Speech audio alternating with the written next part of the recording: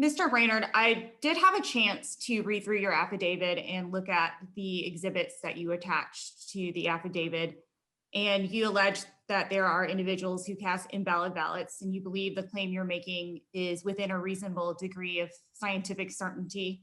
So I did take a look at the exhibits you attached, and I do want to share with you some of the things that I found that appear to be incorrect to me. And I'll just address these in orders of the exhibit attached, and I'll just, in the interest of time, highlight the most notable things that I found. The first exhibit attached, exhibit 2, is a list of folks who were registered to vote in Georgia and have subsequently registered to vote in another state. Right off the bat in your affidavit, you testify that you cleaned up the list for duplicate entries, yet on the very first page of the exhibit, there are 3 duplicate voters. So I am concerned about the duplicate entries that may not have been removed from the exhibits. On that same page, what I did was I just took the first 10 names that were listed that are alleged to no longer be a resident in the state of Georgia. Of those 10 names, I found 8 property tax records that shows the voter still lives at this current address listed under which they're registered in the state of Georgia. They claim homestead exemption on this home as their primary residence, and they pay property taxes on their homes here in the state of Georgia. These are 2020 records that I will be submitting to the committee for review. Of these 10 voters that I researched, I was able to reach 1 voter on the phone. The voter verified that both he and his wife still live at this address in the state of Georgia, and he has only voted in the state of Georgia. He has a lengthy voting history that I was able to pull as well. From this very same list of individuals, 1 individual is alleged to be registered in both Georgia and Arizona.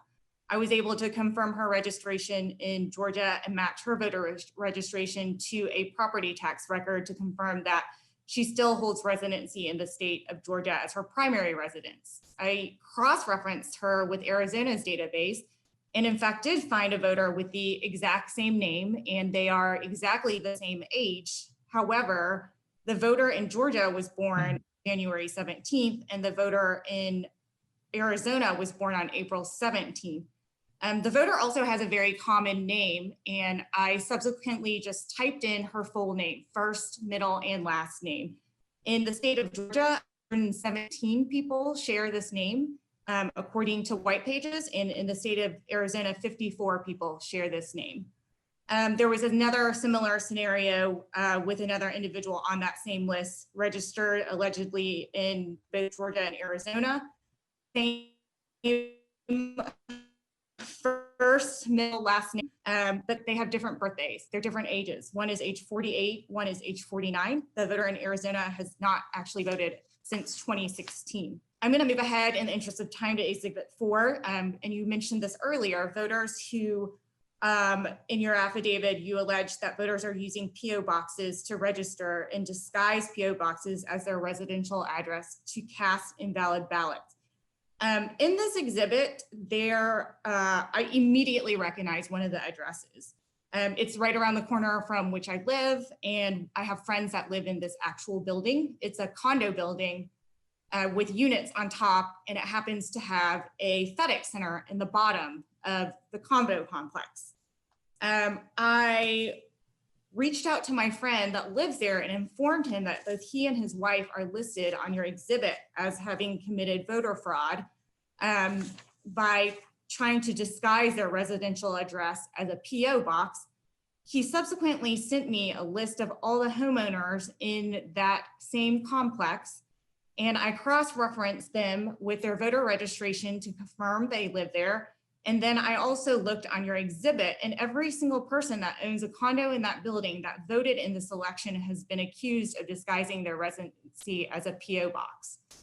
I found a similar scenario for an address that is also an apartment building with a FedEx center in the bottom of the building. I know exactly where that building is because I have friends who used to live in that apartment complex, and a simple Google search will show you in real time that that is a residential apartment building with a FedEx center underneath it. Now, For those 2 buildings alone, I've identified at least 70 individuals in the first building that are on this exhibit, having been accused of disguising their residential address as a PO box. And on the second list, there are at least 58 folks that are named for that specific apartment complex. In Exhibit 5, this is the list of people who have alleged to have voted twice, one in the state of Georgia and one in a second state. One of the very first names on that list happens to be our colleague, Representative Tyria Nolowitz's neighbor. So we simply picked up the phone and called Representative Nolowitz, and she called the voter. The voter is alleged to have voted in the state of Maryland and also in the state of Georgia. The individual has confirmed that he currently lives in Georgia and has never voted in the state of Maryland. He, in fact, has not been to Maryland in the last year at all. He does have a father with whom he shares the exact same name, a senior and a junior.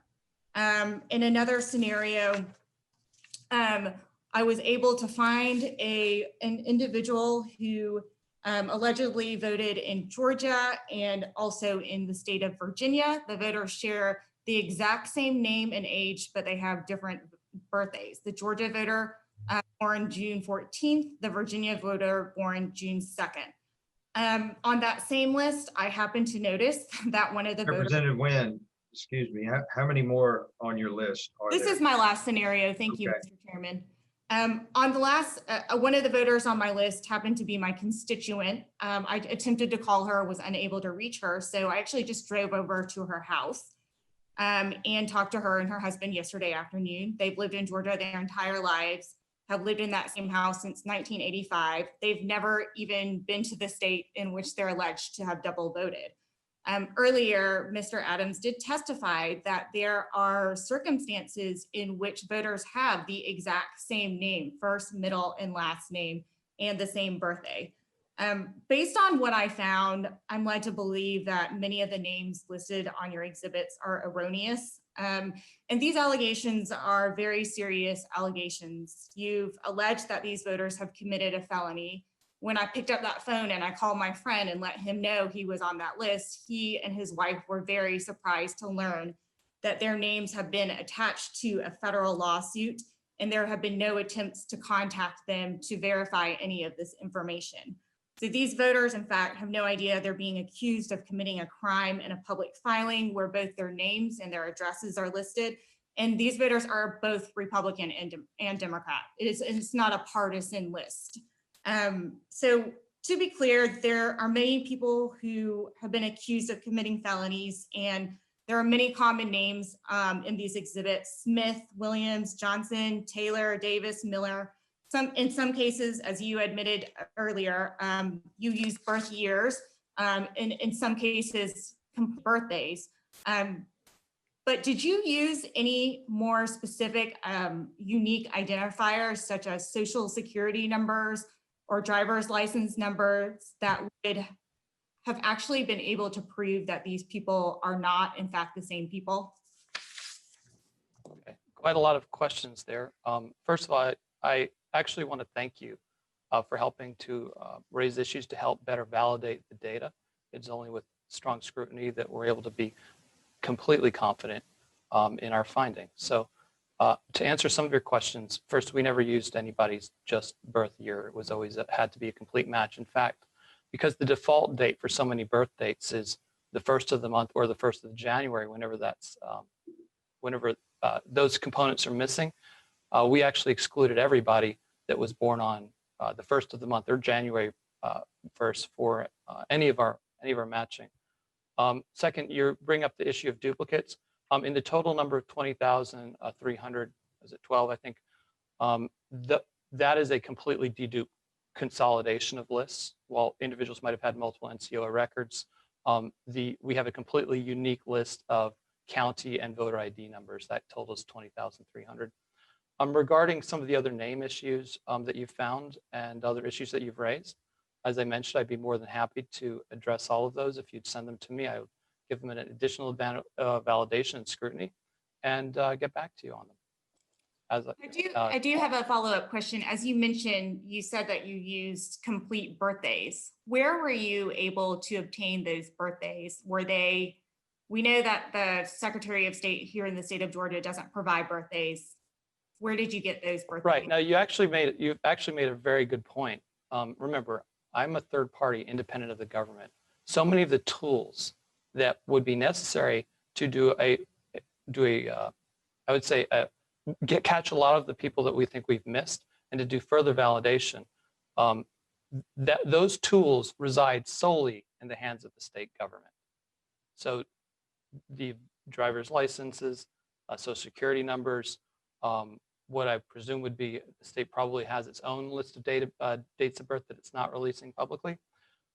It's sort of set up in the scenario that only the state can definitively answer those questions. Now, in my affidavit, I don't believe I specifically accused anybody of committing a crime. I said these were indications over and over again. Potentially illegal ballots has been my language. Indications of illegally cast ballots. I've not accused anybody of committing a felony in any of my affidavits or declarations. But again, many of these tools are only available to the state, and I'd be happy to work with them and give them guidance on how to apply them, and to basically prevent illegal ballots from being cast. And I'd be more than happy to cooperate with them on that. So thank you for your questions and raising your points. And I look forward to evaluating the names you've identified and giving you feedback and updating you on that. Thank you for that. And it is true that it is hard to obtain accurate information because a lot of this information is protected. I didn't answer your question. Actually, dates of birth. Yeah, sorry. We have 5 different commercial date of birth vendors, each of whom has a confidence code that they use to determine the likelihood of that date of birth being accurate. We then applied our own level of scrutiny to that to do our very best to obtain what is we believe to be an accurate birth date. And I would say that in the research I cited on the uniqueness of names, dates, and dates of birth, it says that it's accurate up to 99.6. I've also in the same research found that NCOA is a valid method for identifying dead wood. So I rely on that research and the methods we have. And again, I've given this data to the state. They are the best arbiters and ultimate arbiters of it. I really just want them to give it the scrutiny it deserves. So again, I thank you for your questions. And I do have one more final question. I'm sorry. I do have one more final question, Mr. Chair. Representative Nguyen, we're going to move on. Representative Turner. Thank you.